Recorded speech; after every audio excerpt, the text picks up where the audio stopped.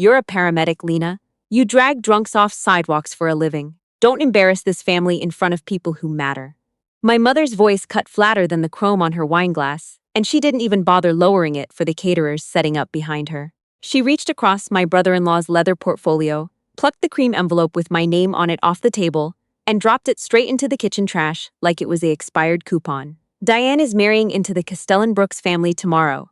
Senators will be there, foundation people. I will not have them see that my other daughter empties bedpans for a paycheck. I stood there in my EMS uniform, still smelling like the antiseptic wipes from my last call, and felt something in my chest go very quiet and very cold. My husband Tomas sat beside me at that kitchen island, his forearms resting flat on the granite, knuckles still raw from pulling apart a crumpled Honda Civic 11 hours earlier so a 16-year-old girl could breathe again. He didn't say a word, he didn't have to. I picked my coat up off the bar stool, took his hand, and we left through the side door without a goodbye. My mother had no idea. 18 hours after that wedding kicked off, 6 unmarked SUVs rolled up our graveled driveway, and the man who stepped out first asked for me by my call sign before he even said my name. But I need to back up, because none of that makes sense without where it started. I'm 38. I've been a flight paramedic for 11 years, the last 6 of them flying critical trauma out of rural Ohio on a helicopter that smells permanently of fuel and antiseptic. My husband Tomas is a structural engineer who spends half his life on scaffolding, inspecting bridges nobody else wants to climb. We live in a 2-bedroom rental outside Dayton with a water heater that groans like an old man getting out of a chair. My mother Patricia has never once asked me what a 12 lead is or what it means when someone's lips go the color of a bruise. She has, however, memorized the names of every member of my older sister Diane's country club. Diane is 2 years older than me and married money the way other people marry for love, methodically, with research. Her fiancé, Holt Castellan-Brooks, runs a private equity fund that owns pieces of half the hospitals I've ever wheeled a patient into. The wedding cost more than I'll earn in 15 years. I know this because my mother told me more than once with something close to reverence in her voice. The morning everything cracked open, my mother had laid the guest list out on her dining table like a battle map, running her manicured finger down a column of names that read like a Forbes index. When her eyes landed on me, still in scrubs because I'd come straight from a 12-hour shift, her whole face changed, the way it always did, like she'd opened the refrigerator and found something spoiled. "You couldn't even change," she said, not a question. "I came straight from work, Mom. That's exactly my point." She snatched the invitation back out of the trash a second later, not to give it to me, but to make sure I watched her drop it back in. Performance for an audience of one. Diane worked her entire life to get into rooms like the one she's marrying into tomorrow. I won't have you standing there in your little ambulance polo, making her look cheap in front of senators. I didn't raise my voice. 11 years of running into the worst 5 minutes of strangers' lives teaches you to keep your pulse level when everything around you wants to spike. I breathed in for 4, held for 4, let it out for 4. The box breathing trick a flight medic taught me on my second week in the field, the one that's kept my hands steady while threading an IV into a vein on a moving aircraft during turbulence. My sister sat on the couch the whole time, scrolling her phone, not even looking up. That was its own kind of confirmation. She didn't need to defend me. She also didn't need to defend our mother. She just needed the whole thing to be over so she could get back to her seating chart. Tomas hadn't said a single word since we walked in. I felt his hand find mine under the table, his palm rough in that specific way. Calluses built from a decade of climbing rebar and steel I-beams 40 feet over a job site, checking welds with his bare fingers because gloves dull the feel of a flaw. My mother had once told him, to his face at our own wedding, that she hoped he understood marrying her daughter was the only upward move he'd ever make. He'd smiled, said nothing, and gone outside to help the caterers carry folding chairs because standing still made him want to put his fist through a wall. That morning, my mother delivered her closing argument with her finger jabbing toward the small gold pin on my work bag, the one shaped like a caduceus that flight crews get after their first 100 hoist missions. "Don't you dare use your little paramedic badge to fish for sympathy from Holt's family. Diane starved herself for 2 years to fit into that world. You don't get to limp and covered in someone else's blood and act like that's a sacrifice too." That was the line, the one that did it. Because she knew, she had to know, exactly what that blood money had paid for. 3 years ago, when I was working back-to-back overtime shifts to cover a holiday gap, I'd quietly wired her $4,000 after she called sobbing about a medical emergency with my grandmother. There was no emergency.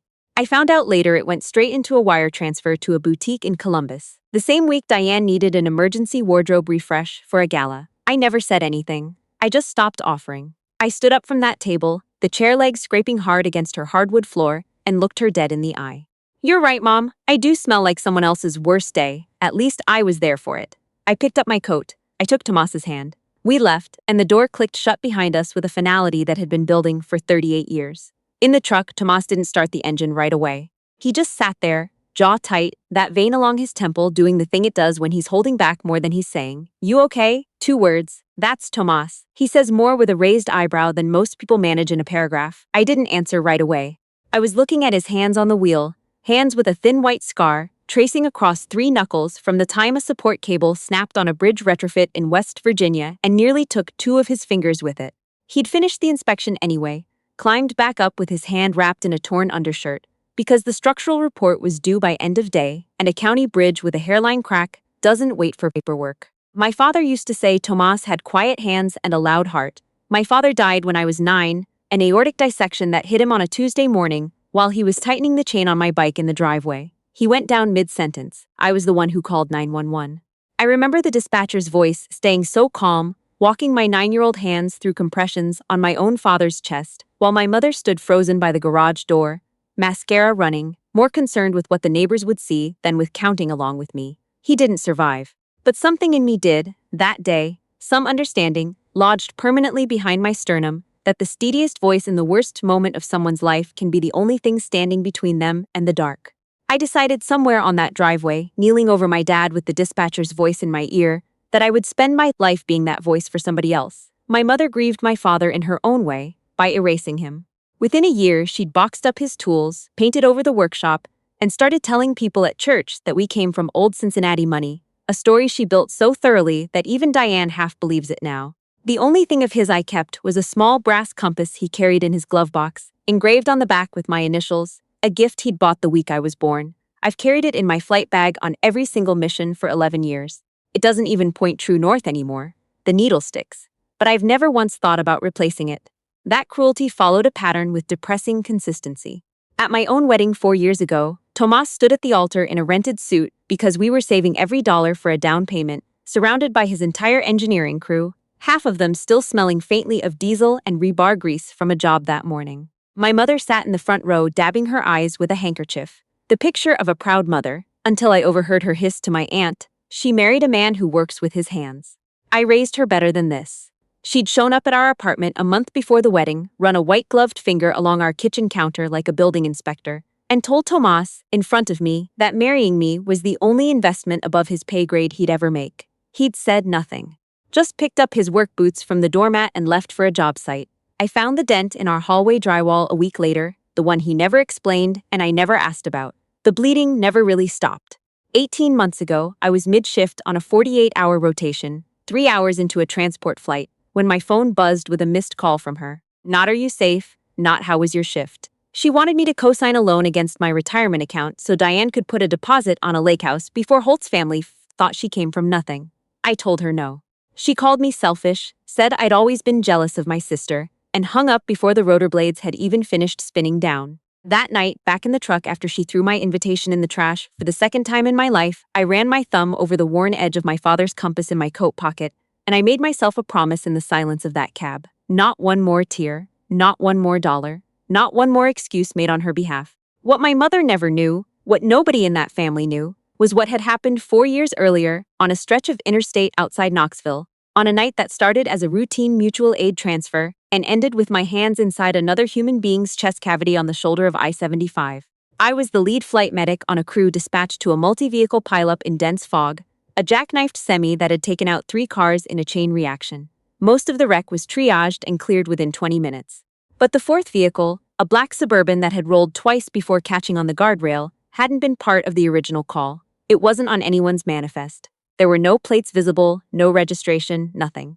Ground crews were holding position, waiting on extraction equipment that was 20 minutes out because the vehicle was unstable, balanced on the rail with a 40-foot drop into a ravine beneath it. Protocol was clear: secure the perimeter, wait for the hydraulic team, do not approach an unstable vehicle. Through the fog and the strobing emergency lights, I could see a hand pressed against the cracked rear window. An old man's hand, fingers splayed wide against the glass, the unmistakable motion of someone who still had seconds of consciousness left and was using every one of them to ask for help. I didn't wait for the extraction team. I climbed over the guardrail, felt the metal groan and shift under my boots, and crawled across 8 feet of crumpled steel that could have gone over the edge at any second. I broke the rear window with the heel of my flashlight, reached in, and found a man in his 70s, pinned by the collapsed door frame, blood running freely from a head laceration, his chest rising in short, shallow pulls that told me his lung had already started to collapse. I couldn't extract him. I could only stabilize. For the next 31 minutes, I know the number because it's logged on my incident report, I lay across the wreckage at an angle that put my own body weight against a door frame that could have shifted at any moment, holding direct pressure on a wound at the base of his skull with one hand while I worked a needle decompression into his collapsing chest cavity with the other, talking to him the entire time in a voice I kept level by sheer force of will, because panic kills patients faster than blood loss does. When the extraction team finally cut him free and the helicopter lifted us both out, my arms had locked so rigidly around his shoulders that the ground crew had to physically pry my fingers open one at a time. 2 days later, while I was still finishing my incident paperwork, a man in a gray suit came to my supervisor's office with a request that the case file be sealed under a confidentiality clause for matters of personal security. I didn't ask questions. It wasn't my business who he was. I assumed, if I thought about it at all, that he was someone wealthy enough to have private security and not enough sense to wear a seatbelt. I learned his name only 11 months later, when a handwritten letter arrived at our apartment with no return address, thanking me by name and signed simply, with more gratitude than I know how to put on paper. Walter R. Ashford. I didn't think much of it. I get thank you letters sometimes. I filed it in a drawer and went back to work. I had no idea, none, that Walter R. Ashford was the founder and controlling partner of Ashford Caldwell Group, the same private equity firm that, through 3 layers of holding companies, owned the controlling stake in Holt Castellan Brooks's fund. The man I'd pulled out of a rolling wreck on I-75 was, by any measure that mattered to my mother, the single most important person who would be standing in that wedding tent the next day. The morning of Diane's wedding, while 350 guests in custom tailoring assembled at a vineyard estate outside Charlottesville, I drove 40 minutes in the opposite direction, in my dress blues, the ones I wear maybe twice a year, for memorials, to the small county cemetery where my father is buried. I walked the rows until I found his headstone, knelt down, brushed the cut grass off the base, and pressed 2 fingers against the carved letters of his name. No one in that wedding tent would ever understand what it costs to build something with your own hands and watch the people you love decide it isn't worth enough. My father understood it every day of his working life. I understood it standing in that cemetery in a uniform nobody in my family had ever once asked me about. Behind me, gravel crunched under slow, uneven footsteps. I didn't need to turn around to know it was Walt Dunaway, an old paramedic supervisor, 71 now, who'd trained me my first year on the job and who still came to this cemetery every Sunday to visit his own late wife. He'd become something like family to me in a way my actual family never managed. "Your shoulders are doing that thing again, Lena," he said, settling onto the bench beside the headstone, his cane tapping once against the stone path. "Where'd they get you this time?" "My own mother, Walt. Same as always." He was quiet for a moment, looking out at the flag snapping over the cemetery gate. Then he reached into his coat and pulled out a small medallion on a worn leather cord. The EMS Star of Life pin his late partner had carried for 30 years on every call, the partner he'd lost to a cardiac event on shift 8 years ago. He pressed it into my palm. The metal was cold. "That's the weight of doing the job right when nobody's watching, kid. Your mother couldn't carry that with both hands." He tapped his cane against the gravel. "People who'd sell you out for a seat at a nicer table, they don't deserve your grief. Stand up straight and go do your job." My phone buzzed. A photo from Tomas, a small wooden crate sitting on our porch steps, a folded note taped to the lid in my mother's distinctive looping handwriting. I didn't need to read it to know it was another small cruelty dressed up as a gift. I put the phone away, looked Walt in the eye, said, "Yes, sir," and walked out of that cemetery with my spine straight for the first time in days. That afternoon, our apartment sat in the kind of silence that has weight to it. The local news was running live coverage from the vineyard, drone shots sweeping over white tents and a string quartet, Diane in a gown that had reportedly cost more than our annual rent, my mother orbiting the VIP tables, refilling wine glasses for men whose net worth she could probably recite from memory. I sat at our kitchen table breaking down my flight bag for restock, gauze, tourniquets, the decompression needles I never wanted to need again outside of work, laying each item out on a towel with the same precision I bring to every shift. Tomas came in from a job site still in his work boots, picked up the wooden crate off the porch, and read the note out loud in a voice that went flatter with every word. "Leftover Wagyu from tonight's dinner. Figured your wife's blue-collar husband should know what real food tastes like. Maybe stop embarrassing her." My mother's looping signature slashed underneath it. Tomas read it twice, his jaws working, then carried the crate calmly out to our trash bin and dropped it in without a word. He came back inside, sat across from me, picked up a tourniquet from the pile, and started helping me restock my bag in silence. There was nothing to say. Dignity isn't something you buy back with leftover Wagyu, and it isn't something you can kill with a note written in someone else's handwriting either. We sat like that for almost 20 minutes before the television signal flickered, and a low rumble rolled through the floorboards of our building, the unmistakable sound of multiple heavy vehicles pulling onto our quiet residential street at once. Tomas was at the window in 2 strides. The color drained out of his face. "Lena, there are 6 black SUVs out there, and they are not driving past." I walked out onto our front step in my work clothes, hands loose at my sides, the same posture I use walking into any scene I don't yet understand. 6 unmarked vehicles had formed a loose perimeter along our street. A dozen men and women in dark suits, earpieces, the unmistakable bearing of private security details, stepped out in coordinated silence. A man with a faint scar along his jawline broke from the group and approached the steps. "Lena Marsh?" His voice carried no room for negotiation. "That's me. Mr. Ashford requests your presence immediately. There's a situation he needs you to see." The name hit something in my memory before my conscious mind caught up. The letter in the drawer, the careful, grateful handwriting. "Walter Ashford," I said slowly. The agent gave a single nod. "He asked for you specifically. Said you'd understand once you saw who you'd be standing across from." I asked for 10 minutes. I went inside, pulled my dress blues back out of the garment bag I'd just put away that morning, and changed with the same precision I use on every piece of gear before a flight. Every fold checked, every pin set straight, because the uniform is the only language some rooms understand. Tomas stood in the doorway watching, arms crossed, and when I was done, he just nodded once. That nod held more trust than 1,000 words from anyone else in my life. I rode in the back of the lead SUV at a speed that would have gotten anyone else a ticket, watching strip malls blur past the tinted glass, until we turned onto a private gravel drive lined with old oaks heading toward the vineyard estate. Private security at the gate started to wave us off until the lead agent held up credentials through the window, and the gate swung wide before the convoy had even slowed. We came to a stop on the edge of the reception lawn just as the string quartet hit a sustained note and froze mid-bow. 350 heads turned at once. A server dropped a tray of champagne flutes that shattered against the flagstone like a starting gun. I stepped out in my dress blues, every pin on my chest catching the late afternoon light, and walked through the loose corridor the agents had formed, unhurried, because I'd learned a long time ago that panic is contagious and stillness is too. I found my mother's face in the crowd first. It had gone the color of wet plaster. The champagne flute in her hand slipped and shattered at her feet. Diane stood frozen beside her, tiara listing slightly to one side, face drained gray. Holt stumbled back a step from his own chair, sweat darkening the collar of his tuxedo. The crowd parted for an older man walking slowly through the gap, leaning on a cane he didn't really need, his eyes sharp and clear despite the slow gait. Walter Ashford stopped in front of me, dropped the cane entirely, and took both my hands in his with a grip that still carried real strength. His voice, when it came, carried easily across the entire lawn. "This is the woman who pulled me out of a burning vehicle on I-75 and held my chest together with her bare hands for 31 minutes while waiting on extraction. I am alive today because Lena Marsh disobeyed every instinct toward self-preservation a person has."